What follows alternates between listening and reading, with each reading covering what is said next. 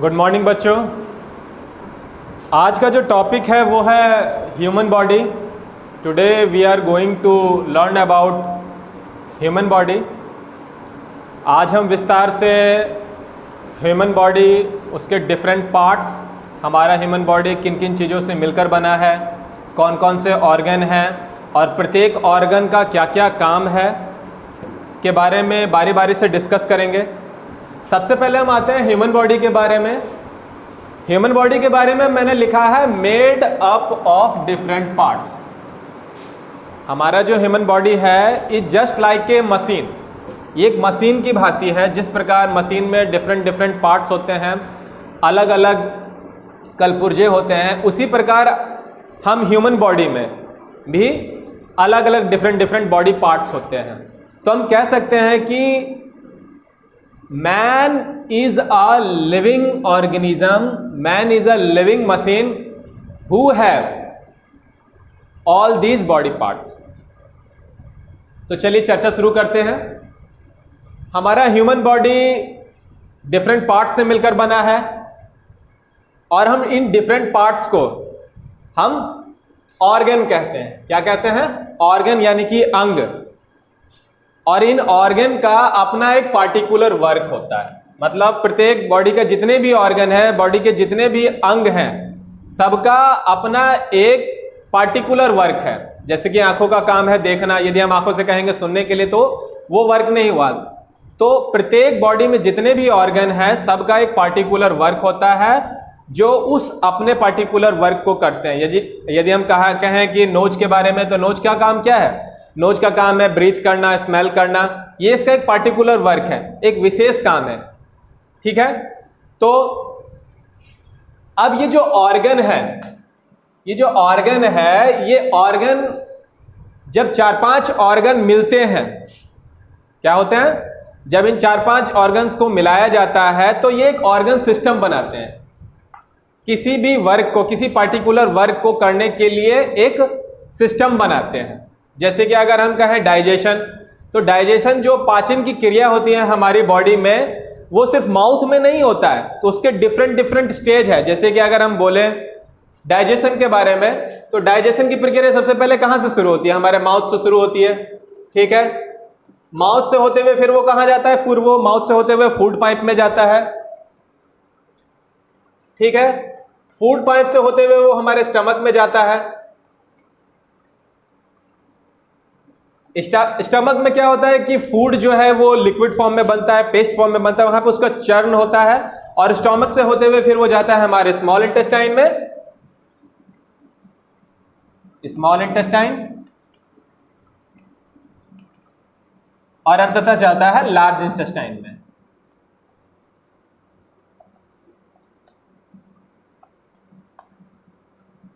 तो हमने यहां पर देखा कि इस डाइजेशन की प्रक्रिया को पूरा करने के लिए, इस पाचन की प्रक्रिया को पूरा करने के लिए अलग अलग ऑर्गन्स हैं। जैसे कि माउथ है, माउथ से डाइजेशन की प्रक्रिया शुरू होती है, पाचन की प्रक्रिया शुरू होती है। उसके बाद ये भोजन फूड पाइप में जाता है और फूड पाइप से होते हुए वो स्टोमक में जाता है और स्टोमक से होते हुए स्मॉल इंटेस्टाइन और लार्ज इंटेस्टाइन। इनके बारे में हम विस्तार से चर्चा करेंगे।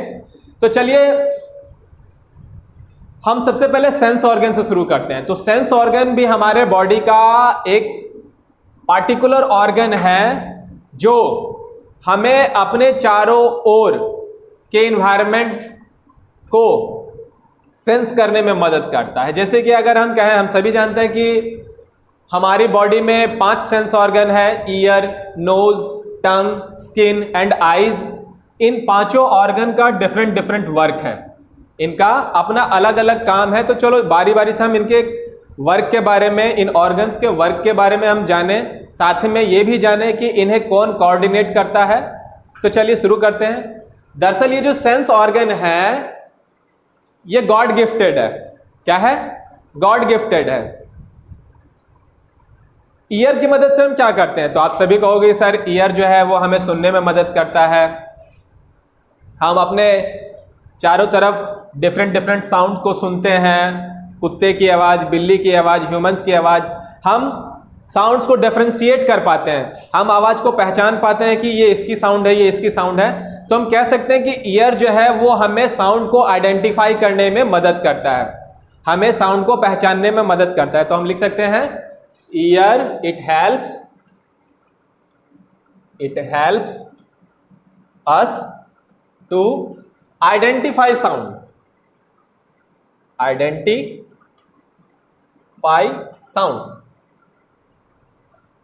ईयर का काम क्या है?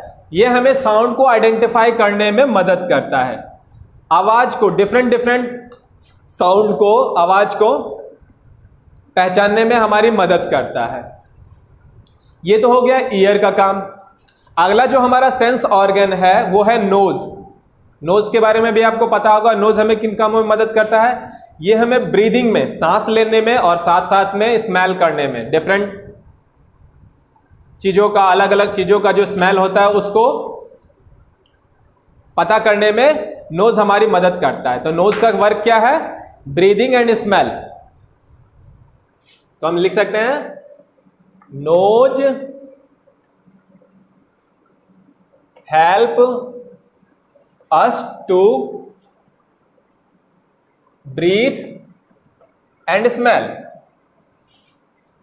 यानी कि हमारी जो नोज है, हमारी जो नाक है, वो हमें श्वास लेने में, ब्रीथ करने में और स्मेल करने में, किसी भी वस्तु को सूंघने में हमारी मदद करता है। ठीक है। अगला जो हमारा सेंस ऑर्गन है वो है टंग। ये जो जीभ है हमारी, ये हमारा अगला सेंस ऑर्गन है। इसका भी एक पार्टिकुलर वर्क है, इसका भी एक अलग वर्क है। टंग की मदद से हम क्या करते हैं? तो कहोगे सर टंग की मदद से हम डिफरेंट फूड आइटम्स के फ्लेवर को पता कर पाते हैं। कौन मीठा है, कौन नमकीन है, कौन खट्टा है, कौन कड़वा है। इसका पता हम किससे पता लगाते हैं? इसका पता हम अपने टंग से पता लगाते हैं। तो टंग का वर्क क्या हुआ? ये हमें डिफरेंट फूड आइटम्स के टेस्ट को डिफरेंशिएट करने में मदद करता है। किस भोजन का क्या स्वाद है ये पता करने में टंग हमारी मदद करता है, जीभ हमारी मदद करती है। तो जीभ जो है ये इन चीज़ों का पता कैसे कर पाती है? तो दरअसल हमारी जीभ में टेस्ट बर्ड्स होते हैं। यदि आप अपनी जीभ को देखोगे, कभी बाहर निकाल के देखो तो देखोगे उसमें छोटे छोटे क्या होते हैं कि बर्ड्स होते हैं, खुरदरा जो बर्ड्स होता है। और इन बर्ड्स की मदद से ही किसी भी टेस्ट का, किसी भी स्वाद का पता लगाया जाता है। तो कह सकते हैं tongue has taste buds that help us to taste different food. Tongue has taste buds that help us to taste different food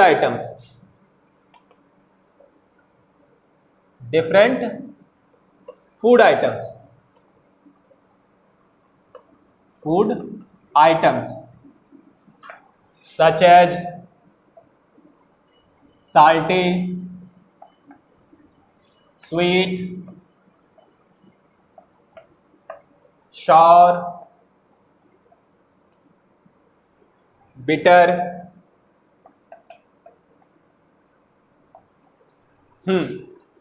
तो अपनी इस जीभ की मदद से हम डिफरेंट फूड आइटम्स के टेस्ट को आइडेंटिफाई कर पाते हैं, पहचान पाते हैं कि किस भोजन का स्वाद क्या है।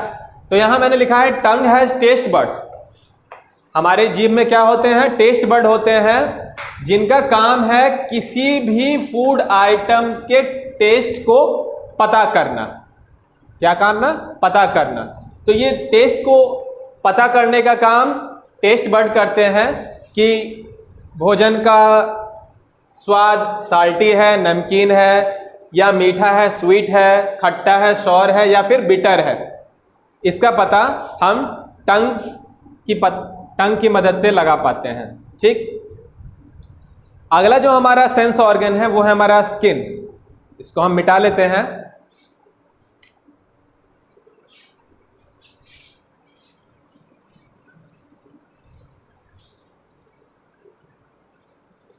अगला जो हमारा सेंस ऑर्गन है वो है हमारा skin.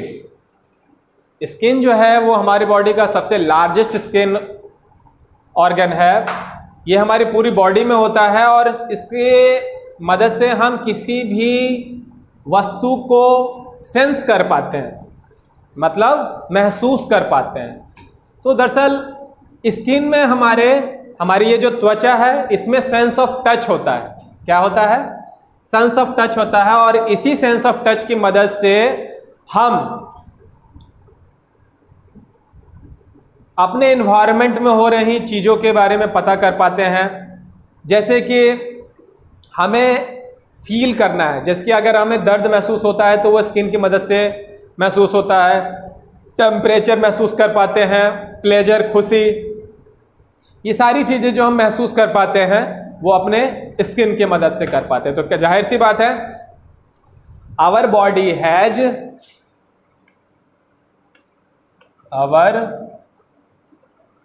Has sense of touch. Sense of touch, हमारी बॉडी में सेंस ऑफ टच होता है। किसी भी वस्तु को सेंस करने का कैपेसिटी होती है, एबिलिटी होती है, जिसकी मदद से हम किसी भी वस्तु को सेंस कर पाते हैं। ठीक, which help us to feel the pain, which help us to feel the pain, pleasure, hotness, hot, cold, smooth, rough. ठीक है, तो अपने इस स्किन की मदद से हम क्या करते हैं, हम इन चीजों को सेंस कर पाते हैं। हम फील द पेन, हम दर्द को महसूस कर पाते हैं। प्लेजर, हम खुशी महसूस कर पाते हैं। हॉट, क्या गर्म है क्या ठंडा है, हम अपने स्किन की मदद से पता कर पाते हैं। कोल्ड, स्मूथ, कौन मुलायम है, कौन रफ है, कौन खुरदरा है, इन चीज़ों का पता हम अपने सेंस ऑर्गन की मदद से कर पाते हैं, अर्थात स्किन की मदद से कर पाते हैं। अगला जो हमारा नेक्स्ट ऑर्गन है वो है हमारा आईज, जो कि बहुत ही इंपॉर्टेंट ऑर्गन है हमारी बॉडी में। आपसे यदि मैं पूछूं कि आईज का वर्क क्या है, ये जो आई ऑर्गन है, इस आई का वर्क क्या है, ये हमें किन कामों में मदद करता है, तो आप जाहिर सी बात है कहोगे सर हम अपने आसपास चीज़ों को देखने में आइज़ की मदद लेते हैं, यानी कि आइज़ की मदद से हम अपने चारों ओर की चीज़ों को देख पाते हैं। क्या कर पाते हैं? देख पाते हैं। तो हम कह सकते हैं कि eyes help us to seeing the thing around us. Eyes help us to seeing the thing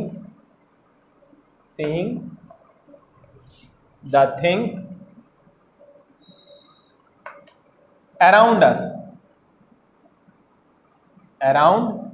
us, it works just like a camera, just like a camera। ठीक है, मैंने लिखा है कि eyes help us to seeing the things around us. आंखें हमारे चारों ओर मौजूद चीजों को देखने में मदद करती है।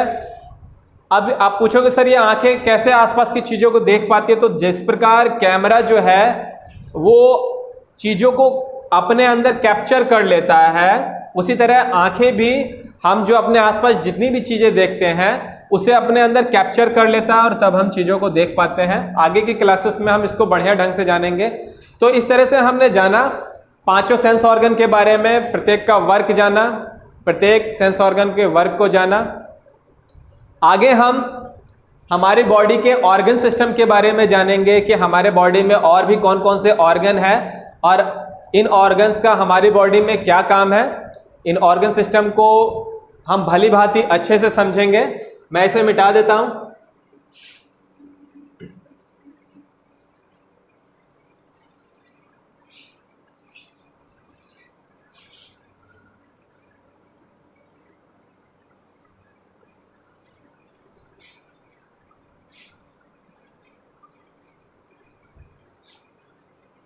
चलिए, तो हमने सेंस ऑर्गन के बारे में जाना। अब हम अपनी बॉडी में मौजूद जितने भी ऑर्गन्स हैं, इंटरनल ऑर्गन्स जो हैं, जो हमारी बॉडी के अंदर हैं, इंटरनल ऑर्गन्स हमारी बॉडी के अंदर वाले ऑर्गन्स को कहा जाता है, जो हमारी बॉडी के इनसाइड में हैं, जैसे कि हार्ट, लंग्स, इनके बारे में जानेंगे। पहले हम जानेंगे कि और कौन कौन से सिस्टम है हमारी बॉडी में, और ये सिस्टम हमारी बॉडी को किस तरह से मदद पहुंचाते हैं।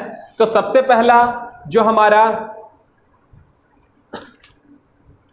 ऑर्गन सिस्टम है वो है हमारा नर्वस सिस्टम।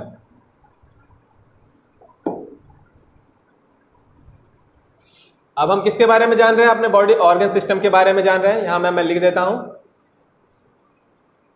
Organ system. मैंने आपको बताया कि हमारी बॉडी जो है वो डिफरेंट ऑर्गन से मिलकर बनी है, जैसे कि ब्रेन, ये भी एक ऑर्गन है। इसका काम है चीज़ों को सोचना, चीज़ों के बारे में चिंतन करना, कंट्रोल करना पूरी बॉडी को। इस तरह से अलग अलग ऑर्गन्स मिलकर एक सिस्टम बनाते हैं, एक पार्टिकुलर वर्क को करने के लिए एक सिस्टम बनाते हैं, जिसे हम कहते हैं ऑर्गन सिस्टम। जैसे कि मैंने आपको इधर बगल में बताया था अभी कि डाइजेस्टिव सिस्टम को, पाचन प्रक्रिया को पूरा करने के लिए सिर्फ एक ऑर्गन काफ़ी नहीं है। इस डाइजेस्टिव सिस्टम को, मतलब पाचन प्रक्रिया को पूरा करने के लिए 4-5 ऑर्गन मिलकर एक साथ काम करते हैं, 4-5 ऑर्गन मिलकर काम करते हैं। जैसे कि मैंने बताया डाइजेस्टिव सिस्टम के बारे में, सबसे पहले डाइजेशन की जो प्रक्रिया होती है, पाचन की प्रक्रिया होती है, वो हमारे माउथ से शुरू होती है। माउथ से होते हुए वो भोजन हमारे फूड पाइप में जाता है, फूड पाइप से जाकर फिर वो हमारे स्टमक में जाता है। स्टमक में क्या होता है कि भोजन, जो भी हमने भोजन लिया है, भोजन खाया है, उसका चर्निंग होता है, अर्थात वो पेस्ट बनता है। ठीक है, जब भोजन पेस्ट बन गया तो अब वो स्टमक से होते हुए हमारे स्मॉल इंटेस्टाइन में जाता है, जहां से अब फूड का एब्जॉर्प्शन होता है, यानी कि अब उससे जो इंपॉर्टेंट न्यूट्रिएंट्स हैं, आवश्यक जो पोषक तत्व है जो बॉडी के लिए, हमारे शरीर को एनर्जी देने के लिए जरूरी है, उसको उससे एब्जॉर्ब कर लिया जाता है, ले लिया जाता है। और बाकी जो बचा हुआ वेस्ट मटेरियल होता है वो जाके हमारे लार्ज इंटेस्टाइन में जाके जमा हो जाता है। जो बड़ी वाली जो आंत होती है उसमें जाके फिर वो लार्ज इंटेस्टाइन में जाकर जमा हो जाता है। ठीक है, तो इस तरह से हमने देखा कि 4-5 ऑर्गन मिलकर एक ऑर्गन सिस्टम बनाते हैं, और ये ऑर्गन सिस्टम किसी एक पर्टिकुलर वर्क को काम करते हैं। इनका एक पर्टिकुलर वर्क होता है, एक अपना वर्क होता है, और इसी वर्क को ये पूरा करते हैं। तो जैसे कि सबसे पहला जो हमारे ऑर्गन सिस्टम में आता है वो है हमारा नर्वस सिस्टम। नर्वस सिस्टम, तंत्रिका तंत्र, नर्वस सिस्टम। इस नर्वस सिस्टम का वर्क है कि ये हमारे जितने भी एक्शन हैं, सेंस ऑर्गन के जितने भी एक्शन हैं, यानी कि सेंस ऑर्गन, हम चीज़ों को जो सेंस करते हैं, उन सेंस ऑर्गन्स के एक्शन को, उनके काम को ये क्या करता है? कोऑर्डिनेट करता है, जोड़ने का काम करता है। जैसे कि अगर हमको कोई चिकोटी काटे तो हमें पेन होता है, हम सेंस करते हैं अच्छा हमें दर्द हो रहा है, तो हमारी आंखें भी उधर की तरफ जाएंगी। तो ये इनको ये जो मैसेज मिलता है ये नर्वस सिस्टम के थ्रू मिलता है। नर्व जो जितने भी हमारी बॉडी में नर्व्स हैं ये हमारे ब्रेन से अटैच होती हैं, और ब्रेन ये हमें सिग्नल देता है कि अच्छा यहाँ पर पेन हो रहा है, इस यहाँ से बॉडी को हटाओ। तो इस तरह से हम देखते हैं कि नर्वस सिस्टम का जो वर्क है वो हमारे सेंस ऑर्गन को कोऑर्डिनेट करना है, और साथ साथ में क्या करना है? सिग्नल को ट्रांसमिट करना है। यानी कि पेन हुआ, ये सिग्नल पहुंचा ब्रेन को, और ब्रेन ने फिर उस सिग्नल को क्या किया? ट्रांसमिट किया बॉडी के डिफरेंट ऑर्गन्स में कि अब यहां से बॉडी को हटा लो। ठीक है, तो नर्वस सिस्टम का सीधा सा काम ये है कि ये कोऑर्डिनेट करता है सेंस ऑर्गन के वर्क को और सिग्नल्स को ट्रांसमिट करता है। तो पहले हम कुछ जरूरी पॉइंट्स में लिख देता हूं। All the sense organs are part of nervous system. All the sense organs are part of nervous system. Nervous system. ये जो पांचों सेंस ऑर्गन है हमारा, आईज, नोज, ईयर, स्किन, ये पांचों सेंस ऑर्गन जो है ये हमारे नर्वस सिस्टम का ही भाग है, क्योंकि इन पांचों सेंस ऑर्गन को कोऑर्डिनेट करने का काम हमारा नर्वस सिस्टम करता है। ठीक है, तो all the sense organ are part of nervous system. अब नर्वस सिस्टम करता क्या है? तो नर्वस सिस्टम जो है वो हमारे एक्शंस को ट्रांसमिट करता है, एक्शंस को कोऑर्डिनेट करता है और सिग्नल को ट्रांसमिट करता है। The nervous system coordinates our action. The nervous system coordinate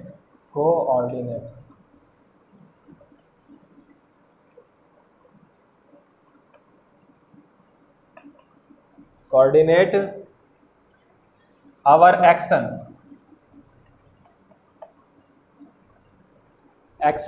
and transmit signal between different parts of our body.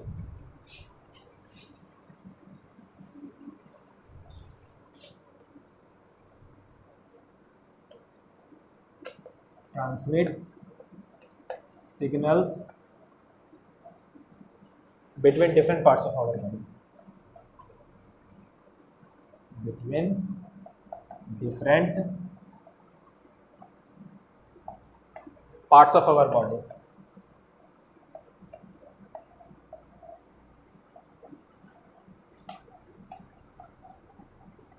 ठीक है,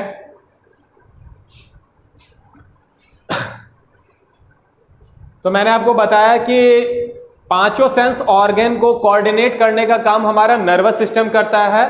साथ ही साथ ये क्या करता है, ये हमारे एक्शंस को, जो भी हम क्रिया करते हैं, ये हमारे एक्शंस को कोऑर्डिनेट करता है, कोऑर्डिनेट करने का काम करता है। मतलब हम कह सकते हैं कि ये जितने भी हमारे सेंस ऑर्गन हैं ये हमारे नर्वस सिस्टम से जुड़े हुए हैं। मतलब ये हमारे नर्वस सिस्टम यानी कि ब्रेन से अकॉर्डिंग ये वर्क करते हैं। जैसे कि अगर आपने किसी गर्म वस्तु को छुआ तो आप उस वस्तु को छूते तो नहीं रह जाओगे, क्योंकि आपको पेन होगा।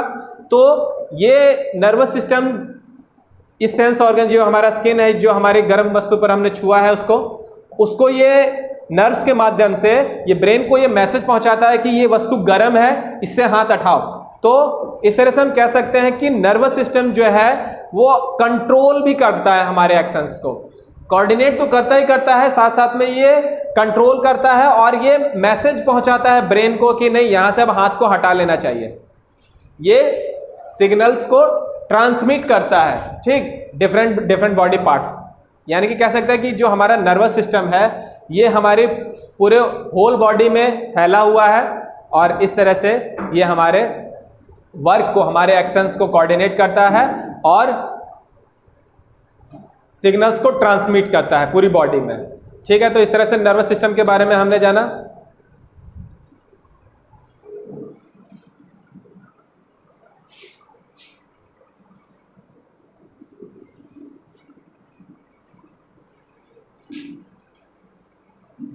अगला जो हमारा ऑर्गन सिस्टम है वो है हमारा स्केलेटल सिस्टम।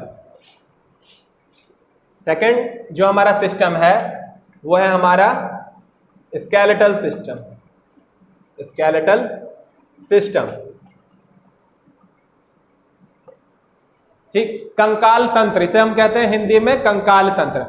हमारी पूरी बॉडी हड्डियों के ढांचे से बनी हुई है और सोच सकते हो कि इन हड्डियों का, इन बोन्स का हमारी बॉडी में कितना अहम रोल है।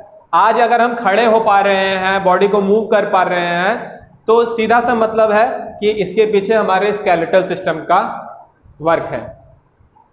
ठीक है, तो स्केलेटल सिस्टम के बारे में हम शुरू करते हैं। तो सबसे पहले इसके वर्क को जानते हैं कि स्केलेटल सिस्टम क्या काम करता है। It protects our internal organs. इसका जो पहला वर्क है इस सिस्टम का, स्केलेटल सिस्टम का, it protects our internal organs. It protects our internal organs. Internal organs,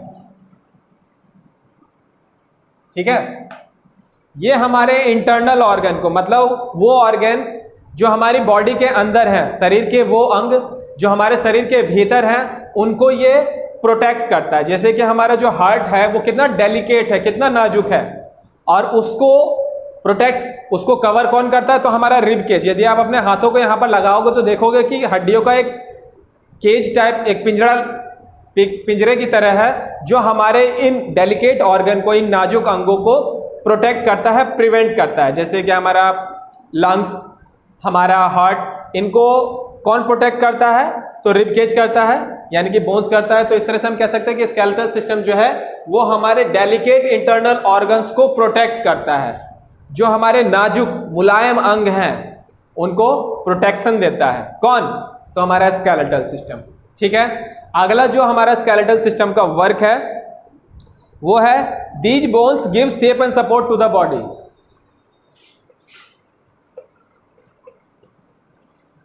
these bones gives shape and support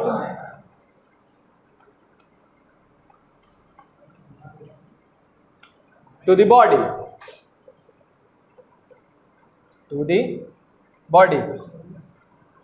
ठीक है। स्केलेटल सिस्टम जो है, कंकाल तंत्र जो है, वो हमारे बॉडी को शेप देता है, एक आकार देता है। आज ये हमारी बॉडी का आकार है। सोचो यदि अगर आपके बॉडी में स्केलेटल सिस्टम नहीं होता, हड्डियों का ढांचा नहीं होता, तो क्या होता? आप मसल्स का एक पुंजा रहते, आप कहीं पे भी आपको रख देते। आज जो हम खड़े हैं सीधा, ठीक है, हमारे बॉडियों का जो आकार है ये संभव हो पाया है स्केलेटल सिस्टम के कारण, बोन्स के कारण, कह सकते हैं बोन्स के कारण, क्योंकि जो स्केलेटल सिस्टम है वो पूरा बोन्स से मिलकर बना हुआ होता है। तो इस तरह से हम कह सकते हैं कि स्केलेटल सिस्टम जो है वो हमारे शरीर को आकार देता है, साथ साथ में हमारी बॉडी को सपोर्ट देता है। सपोर्ट कहने का मतलब, अगर आज हम सीधा खड़े हैं तो because of skeletal system, skeletal system के कारण ही आज हम चल पा रहे हैं, खड़ा हो पा रहे हैं। यदि स्केलेटल सिस्टम हमारी बॉडी में ना हो तो हम सीधा खड़ा ना हो पाए। आप समझ नहीं सकते हैं।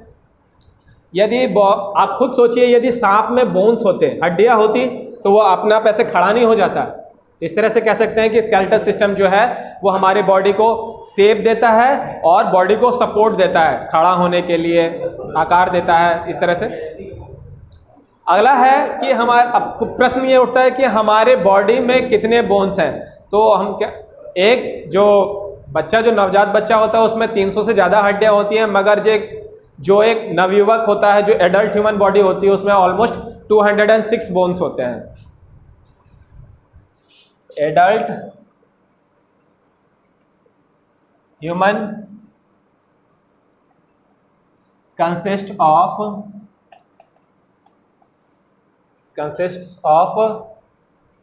206 बोन्स।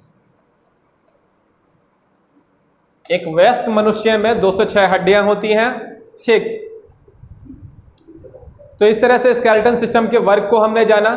तो इस तरह से इस सिस्टम में ये हमें internal organs, delicate internal organs को प्रोटेक्ट करता है, ये हमारी बॉडी को शेप एंड साइज देता है, सपोर्ट देता है, और एक एडल्ट ह्यूमन बॉडी में, एक मानव वयस्क में 206 हड्डियां होती है। ये है हमारा स्केलेटल सिस्टम। अगला जो हमारा ऑर्गन सिस्टम है वो है मस्कुलर सिस्टम। अब मसल्स के बारे में हम जानेंगे कि मस्कुलर सिस्टम का हमारी बॉडी में क्या फंक्शन है, ये क्यों जरूरी है और ये कौन सा वर्क करता है हमारी बॉडी के लिए। तो अगला जो हमारा ऑर्गन सिस्टम है वो है हमारा मस्कुलर सिस्टम। कौन सा है? Muscular system. तीसरा जो हमारा ऑर्गन है वो है मस्कुलर सिस्टम। मस्कुलर सिस्टम, नाम से पता लग रहा है कि ये मसल्स से बना है। हमारी बॉडी में जो मांसपेशियां हैं वो सारी मस्कुलर सिस्टम्स का ही अंग है। हमारे बॉडी में मसल्स सब जगह, ये जो आप देख रहे हो ये मांसपेशियां, ये मस्कुलर सिस्टम का ही अंग है। और इसका हम वर्क जाने, तो it controls the movement of different parts of our body.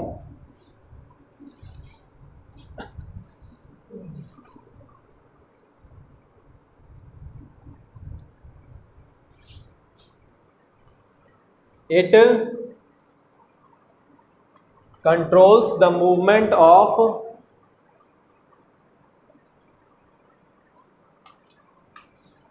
different parts of our body, different parts of our body.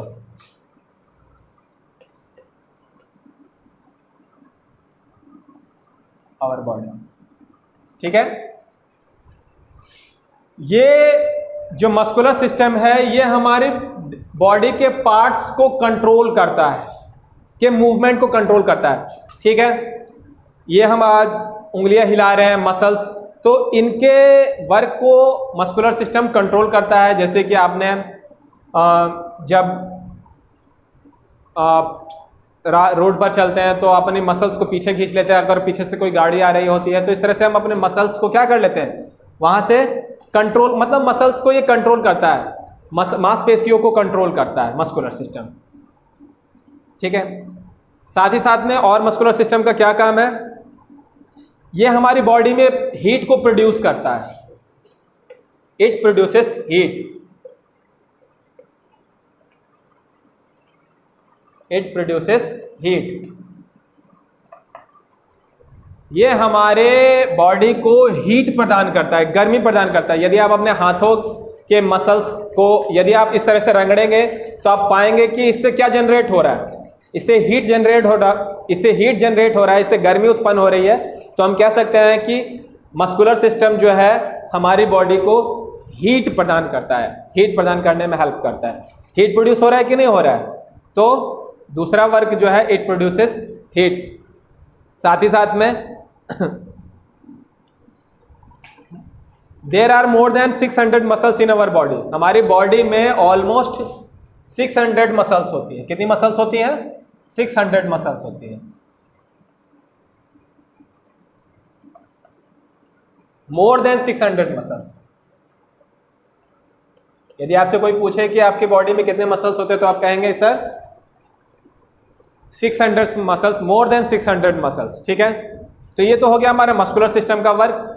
Muscular system में जो मसल्स हैं वो बॉडी के पार्ट्स के मूवमेंट को कंट्रोल करती है, साथ साथ में ये हीट को प्रोड्यूस करती है, और हमारी होल बॉडी में ऑलमोस्ट मोर देन 600 मसल्स होती हैं। तो ये तो मस्कुलर सिस्टम का वर्क हो गया।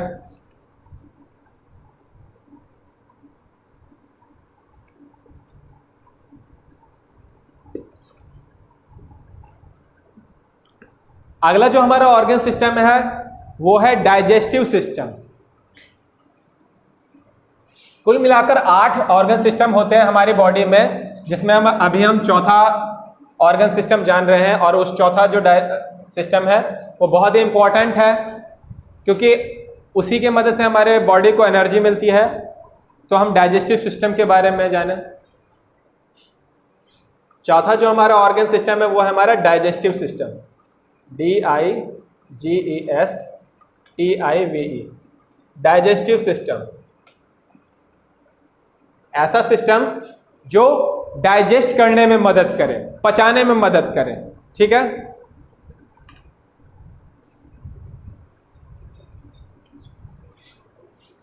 इट हेल्प्स इन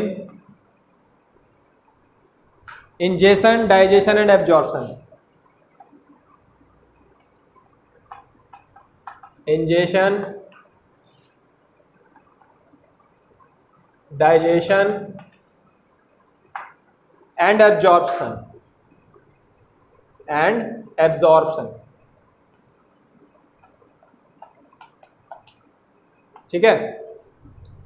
तो डाइजेस्टिव सिस्टम का वर्क क्या है कि ये भोजन को इंजेक्ट करने में मदद करता है। हम भोजन अंदर लेते हैं, तो जो भोजन हम अंदर लेते हैं वो माउथ के थ्रू लेते हैं, यानी कि भोजन को अंदर लेने की जो प्रक्रिया होती है उसे कहते हैं इंजेशन।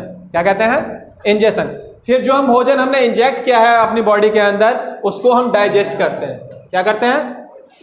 डाइजेस्ट करते हैं, यानी कि डाइजेशन की प्रक्रिया भी हमारा डाइजेस्टिव सिस्टम करता है। हम भोजन को डाइजेस्ट करते हैं, डाइजेशन की प्रक्रिया होती है, और डाइजेस्ट भोजन से जब हमको पोषक तत्व मिल जाता है तो उस प्रक्रिया को कहते हैं एब्जॉर्प्शन। क्या कहते हैं? एब्जॉर्प्शन। यानी कि सबसे पहले भोजन को हमने अपनी बॉडी के अंदर लिया थ्रू द माउथ, अब उस भोजन को पचाने की प्रक्रिया हुई, उस भोजन को हमने पचाया और पचे हुए भोजन से फिर अब हमने क्या किया, न्यूट्रिएंट्स को, आवश्यक पोषक तत्व को एब्जॉर्ब किया। अब ये एब्जॉर्ब किस लिए किया, ताकि हमारे बॉडी को एनर्जी मिल सके, किसी भी काम को करने की एनर्जी मिल सके, तो वो एब्जॉर्प्शन के थ्रू होता है। यानी कि अब फूड से जो चर्न्ड फूड है, जो फूड डाइजेस्ट हो चुका है, उस फूड से जो एब्जॉर्ब करने की जो प्रक्रिया होती है, भोजन से पोषक तत्व लेने की जो प्रक्रिया होती है, उसे हम एब्जॉर्प्शन कहते हैं।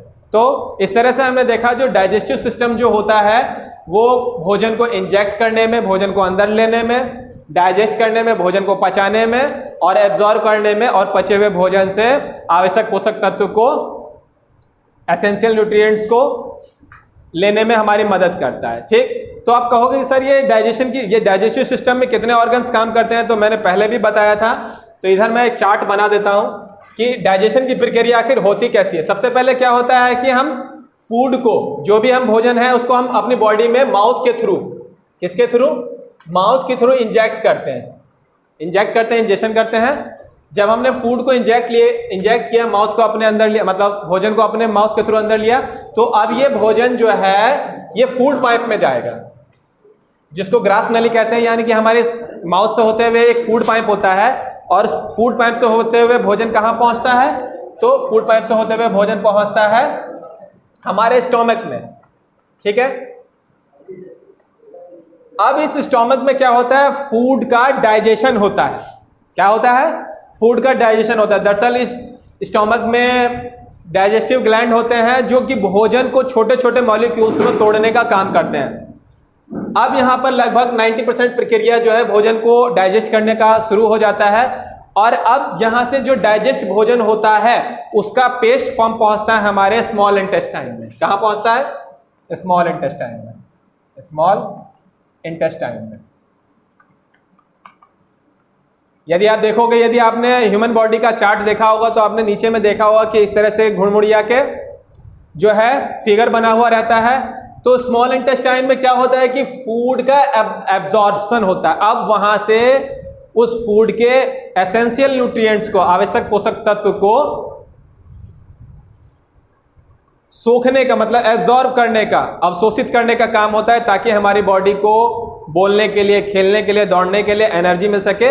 और इसी स्मॉल इंटेस्टाइन से ब्लड वेसल्स जुड़ी हुई होती हैं, बहुत सारी ब्लड वेसल्स जुड़ी हुई होती हैं और उन ब्लड वेसल्स के थ्रू डिफरेंट बॉडी ऑर्गन में जो एब्जॉर्ब न्यूट्रिएंट्स है उसको पहुंचाया जाता है, ताकि बॉडी को क्या मिल सके, एनर्जी मिल सके। और जो वेस्ट मटेरियल, अब भोजन को एब्जॉर्ब करने के बाद, भोजन से आवश्यक एसेंशियल मटेरियल्स को एब्जॉर्ब करने के बाद जो वेस्ट मटेरियल होता है वो कहाँ जाके जमा होता है, वो हमारे लार्ज इंटेस्टाइन में जाके जमा होता है। कहाँ जाके जमा होता है, लार्ज इंटेस्टाइन में। ठीक, यानी कि जो वेस्ट मटेरियल बॉडी का, जैसे कि जो भी चीज़ों को एब्जॉर्ब करने के बाद जो आपका वेस्ट मटेरियल होता है उसको बाय प्रोडक्ट के रूप में हम अपने शरीर से बाहर निकालते हैं और वो जाके स्टोर होता है लार्ज इंटेस्टाइन में। और बाद में यह प्रक्रिया जो है वो एनस और रेक्टम के थ्रू बॉडी से बाहर आ जाती है, पेशाब के रास्ते से या फिर पैखाने के रास्ते से हमारे शरीर से बाहर आ जाता है। ठीक है, तो इस तरह से हमने डाइजेशन सिस्टम की प्रक्रिया को जाना, इसके वर्क को जाना। ठीक, इस तरह से डाइजेस्टिव सिस्टम जो है इसमें कितने ऑर्गन मिलकर काम कर रहे हैं, तो इसमें माउथ, ये organ, food pipe, stomach, small intestine, large intestine, ये सारे ऑर्गन मिलकर एक सिस्टम बनाया। कौन सा सिस्टम बनाया, तो डाइजेस्टिव सिस्टम बनाया। और इसी डाइजेस्टिव सिस्टम से फूड के प्रॉपरली डाइजेशन होता है, एब्जॉर्प्शन होता है, ये सारी प्रक्रिया होती है। तो इस तरह से हमने डाइजेस्टिव सिस्टम को जाना। अगला जो हमारा ऑर्गन सिस्टम है वो है रेस्पिरेटरी सिस्टम। इसको मैं मिटा देता हूं।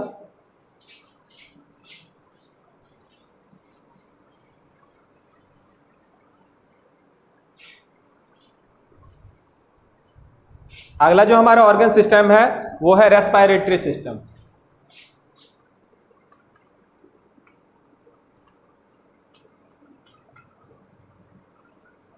रेस्पिरेटरी सिस्टम, श्वसन तंत्र, इसे हम हिंदी में कहते हैं श्वसन तंत्र। ठीक,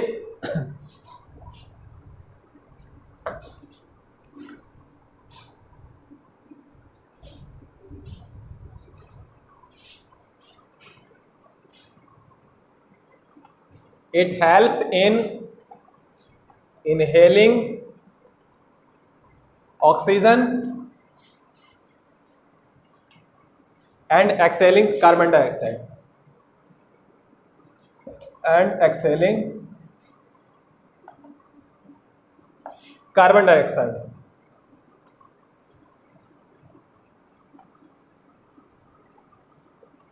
ठीक है। इस रेस्पिरेटरी सिस्टम का वर्क है कि ये हमारी बॉडी को एयर से ऑक्सीजन को इनहेल करने में, अंदर लेने में मदद करता है। कौन सा सिस्टम?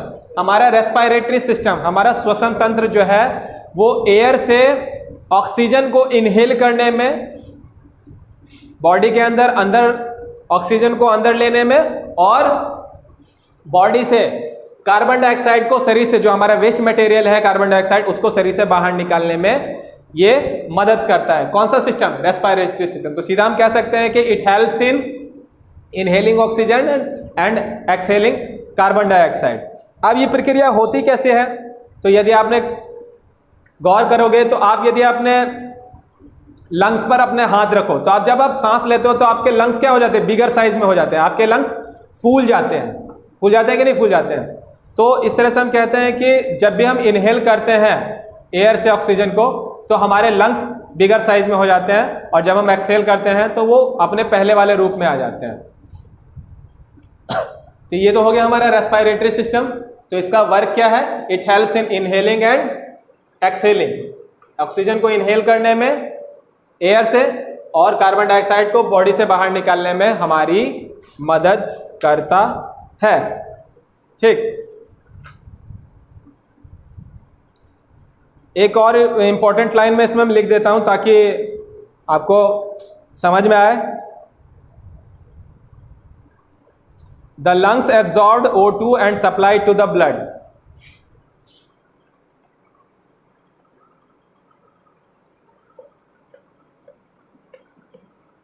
एब्जॉर्ब्ड O2, O2 मतलब ऑक्सीजन, मैं ऑक्सीजन ही लिख देता हूं, oxygen, and supply to the blood.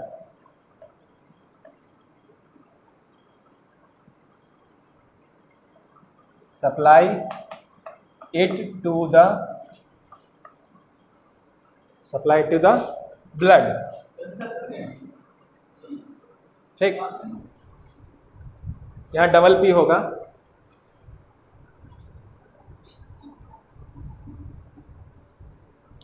दरअसल मैंने आपको बताया कि रेस्पिरेटरी सिस्टम में हम ऑक्सीजन को इनहेल करते हैं, और वो जो इनहेल ऑक्सीजन है वो लंग्स क्या करता है? वो हमारे ब्लड को इसे सप्लाई कर देता है। एब्जॉर्ब O2 जो है, जो अवशोषित ऑक्सीजन है, उसको ये ब्लड को सप्लाई कर देता है, और ब्लड इसको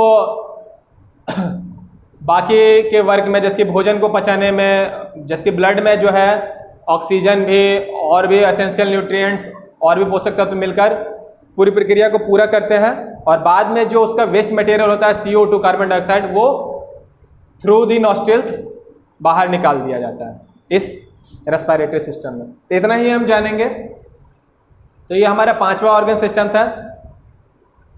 अगला जो हमारा ऑर्गन सिस्टम है वो है सर्कुलेटरी सिस्टम।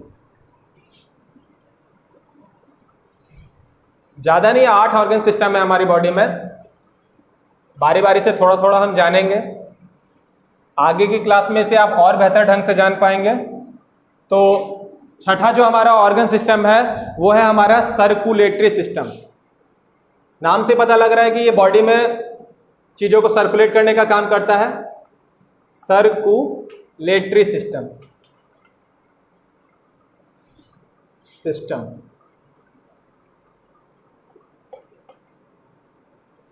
Circulatory system. ठीक है।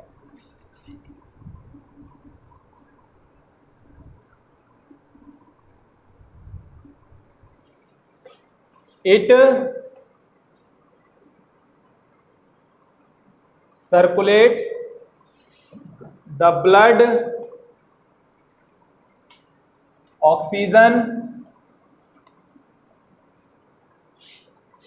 and essential materials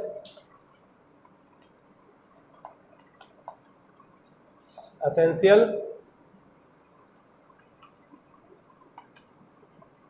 materials throughout our body. यहां पर न्यूट्रिएंट्स भी लिख लो, nutrients throughout our body.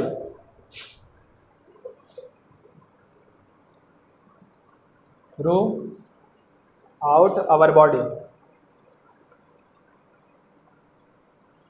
दरअसल इस सर्कुलेटरी सिस्टम का वर्क क्या है, ये हमारी बॉडी में जो एसेंशियल मटेरियल्स हैं उनको पूरी बॉडी में सर्कुलेट करने का, यानी कि पंप करने का काम करता है। डिफरेंट डिफरेंट ऑर्गन में पंप करने का काम, सर्कुलेट करने का काम, यानी कि पहुंचाने का काम करता है। क्या क्या पहुंचाता है? अब ये सर्कुलेटरी सिस्टम में आप जानते हो कि इसमें हार्ट जो है वो ब्लड को पूरे होल बॉडी में सर्कुलेट करता है। प्योर ब्लड को भी बाय वेन्स एंड आर्टरीज के थ्रू ये पूरी बॉडी में ब्लड को सर्कुलेट करता है। और साथ साथ में ये क्या सर्कुलेट करता है, ये ब्लड को तो सर्कुलेट करता ही करता है हमारी पूरी बॉडी में, साथ साथ में ऑक्सीजन और एसेंशियल मटेरियल्स, यानी कि जीवन को जीने के लिए, यानी कि जिंदा रहने के लिए जितने भी आवश्यक मटेरियल्स होते हैं, न्यूट्रिएंट्स होते हैं, जो आज मैं बोल रहा हूँ, ये एनर्जी हमें ब्लड के थ्रू मिल रही है, ब्लड से जो न्यूट्रिएंट्स मिलता है उनके थ्रू मिल रही है।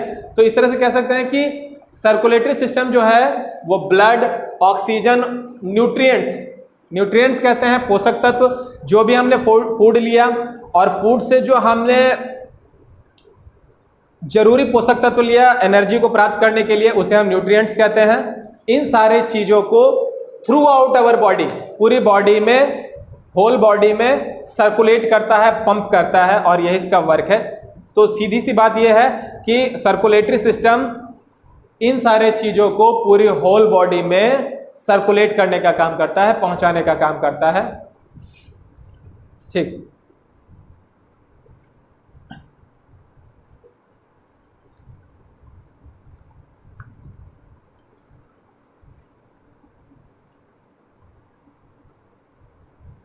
तो आप कहोगे सर ये जो सर्कुलेशन होता है वो बॉडी के किस ऑर्गन से होता है? तो ये जो सर्कुलेशन की प्रक्रिया होती है, ब्लड को या फिर जो भी आवश्यक पोषक तत्व है इसको पूरी बॉडी में पहुंचाने का जो वर्क होता है, वो एक बहुत ही इंपॉर्टेंट ऑर्गन है हमारी बॉडी में, जिसे हम हार्ट कहते हैं। हार्ट ही वो ऑर्गन है, हमारा हृदय ही वो ऑर्गन है जो पूरे होल बॉडी में ब्लड को सप्लाई करता है। तो हम कह सकते हैं कि it is the important part of circulatory system because it supply the blood, it pumps the blood, it pumps the blood whole body, whole body. Heart एक ऐसा ऑर्गन है जो 24 घंटे वर्क करता रहता है और ये जो है पूरी बॉडी में ब्लड को पंप करता है। ठीक है,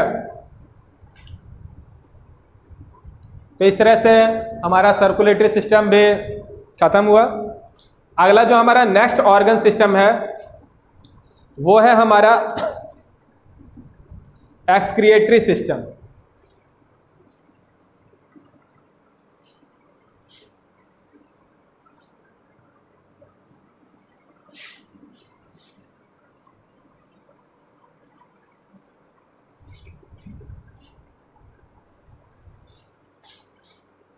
सातवां जो हमारा ऑर्गन सिस्टम है वो है एक्सक्रिएटरी सिस्टम। एक्सक्रिएटरी सिस्टम, नाम से ही पता लग रहा है कि एक्सक्रिएट, चीजों को बॉडी से, वेस्ट मटेरियल को बॉडी से बाहर निकलना, उत्सर्जन करने की जो प्रक्रिया होती है उसे हम कहते हैं एक्सक्रिएशन।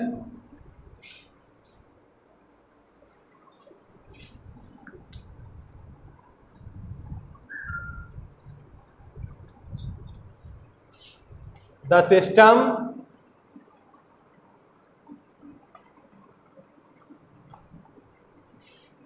that removes वेस्ट और toxic material from our body, और toxic materials throughout our body, throughout our body, ठीक है। अब ये जो एक्सक्रिएटरी सिस्टम है, एक्सक्रिएटरी उत्सर्जन तंत्र, अब जो भी हमने भोजन लिया उससे आवश्यक एसेंशियल न्यूट्रिएंट्स को लेने के बाद जो भी वेस्ट प्रोडक्ट बच जाता है हमारे शरीर में, जैसे कि हमारा टॉयलेट, हमारा स्वेट, हमारा मतलब जो भी वेस्ट मटेरियल होता है, उसको शरीर से बाहर करने के लिए जो अंग होते हैं वो एक्सक्रिएटरी सिस्टम के अंग होते हैं। तो इनका वर्क क्या है? तो इस सिस्टम का वर्क है रिमूव्स वेस्ट और toxic materials through out our body.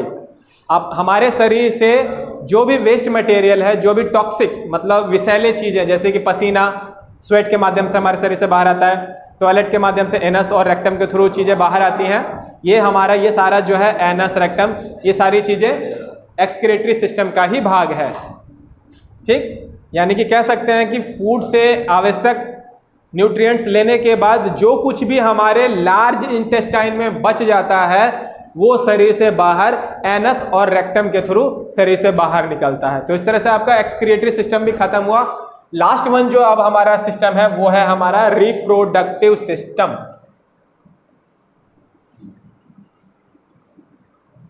आठवां जो है हमारा सिस्टम है वो है हमारा रिप्रोडक्टिव सिस्टम। रिप्रोडक्टिव सिस्टम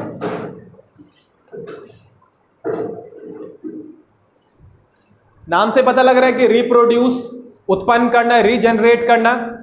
तो ऐसा सिस्टम जो हमें बेबीज को, अपने जैसे बेबीज को, अपने जैसी संतान को बर्थ करने में, जन्म देने में जो ऑर्गन मदद करते हैं वो सारे ऑर्गन रिप्रोडक्टिव सिस्टम का अंग है। तो कह सकते हैं it helps in producing babies like themself. It helps इन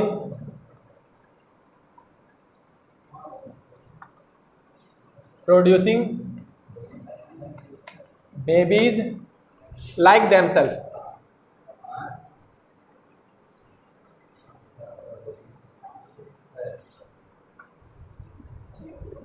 ये जो रिप्रोडक्टिव सिस्टम होता है ये बेबीज को रिप्रोड्यूस करने में, अपने जैसे संतानों की उत्पत्ति में हमारी मदद करता है। और इस सिस्टम में जो ऑर्गन, जो बॉडी के वो ऑर्गन जो इस काम को करते हैं वो सारे ऑर्गन जो है वो रिप्रोडक्टिव सिस्टम का ही अंग है।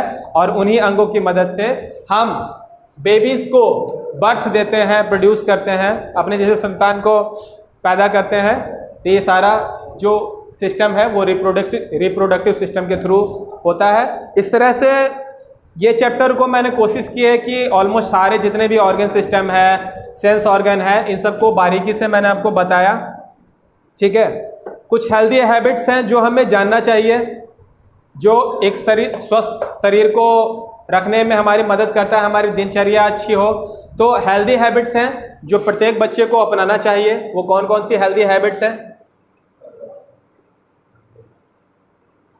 हेल्दी हैबिट्स जो हमें अपने डे टू डे लाइफ में यूज करना चाहिए, इसे अपनाना चाहिए। सबसे पहले हमारा ईट हेल्दी। ईट हेल्दी,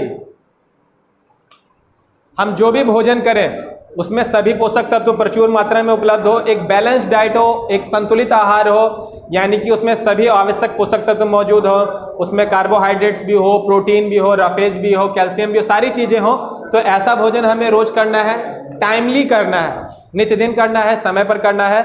ये एक हमारा हेल्दी हैबिट है ताकि हम अपने बॉडी को स्वस्थ रख सकते हैं। दूसरा जो हमारा हेल्दी हैबिट है वो है एक्सरसाइज रेगुलरली। दूसरा हमारा है एक्सरसाइज रेगुलरली। हमें नित्य दिन अपनी दिनचर्या में एक्सरसाइज को शामिल करना चाहिए ताकि अपने बॉडी के सभी ऑर्गन को हम फिट रख सकें, स्वस्थ रख सकें। तो इसलिए हमें अपने दिनचर्या में एक्सरसाइज को भी शामिल करना चाहिए। और लास्ट वन है keeps the body clean. Third one is keeps the body clean. हमें अपनी बॉडी को हमेशा साफ रखना चाहिए। Keeps the body